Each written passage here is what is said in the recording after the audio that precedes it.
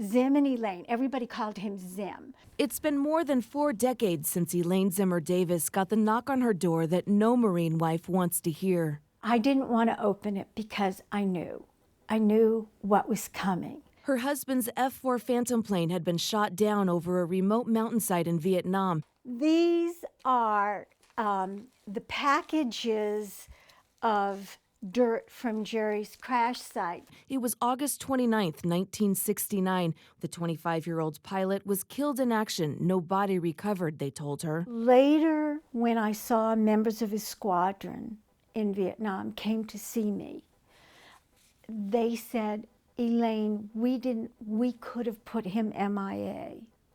This was the guys, and they said, we didn't want you to be waiting years. Captain Jerry Zimmer was later reclassified to MIA, missing in action. If they did not come home, they then became MIAs. Elaine says she spent years wondering if he might still be alive. I thought, he's out there. But inside, I think there was that sort of push-pull, feeling that, he couldn't have survived. Jerry Zimmer's unknown fate is shared with 1,600 other Vietnam service members who remain unaccounted for.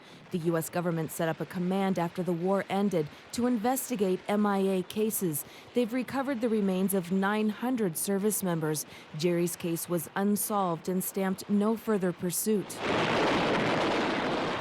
Back in the States, life went on for Elaine and their 2-year-old son, Craig. They moved across the country from Rhode Island to Tustin, California. It's where she met Ron Davis, a Marine helicopter pilot just back from Vietnam. We met sort of accidentally.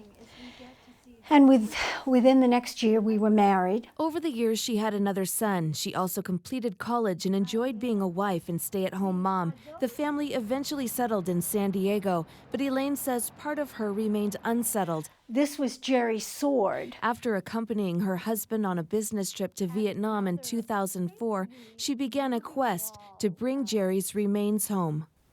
Maybe if I can bring home his remains, no matter when, I can feel like I did something for him. Researching and writing about his case became her full-time job. She has dedicated a downstairs room in her Point Loma home to Jerry's memorabilia.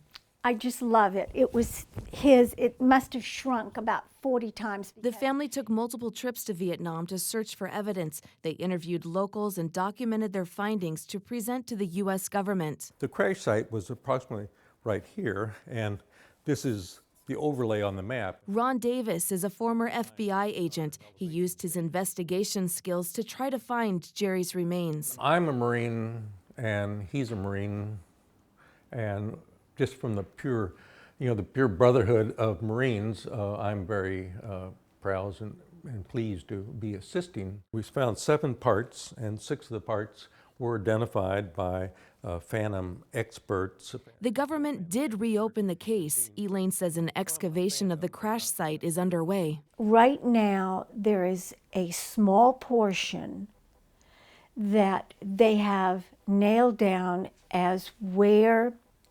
remains, perhaps with his body in portions of the aircraft, where they slid down the mountain. She says results could come next month. Having his remains come back and he's here, I think that would do a lot for our family. Or flight school. For Jerry's son, Craig, now 47, his mom's search for closure has been an opening for him to learn more about his father. That's how I looked when I was younger. My mom pulled out this chest of letters, of mementos, of all kinds of things that were 40 years in the past. And the thing that was the most, I think, just awe-inspiring was she had these tapes. Don't forget that keep my eyes on you all the time and take good care of Mommy and make her behave herself. Take care of her. Remember Daddy's still thinking of you all the time. He's a hard person to live up to because, I mean, he was a farmer, small town.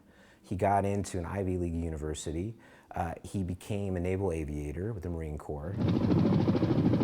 40 years after the Vietnam War concluded on April 30th, 1975, Elaine says it may finally end for her. Maybe now he'll come home.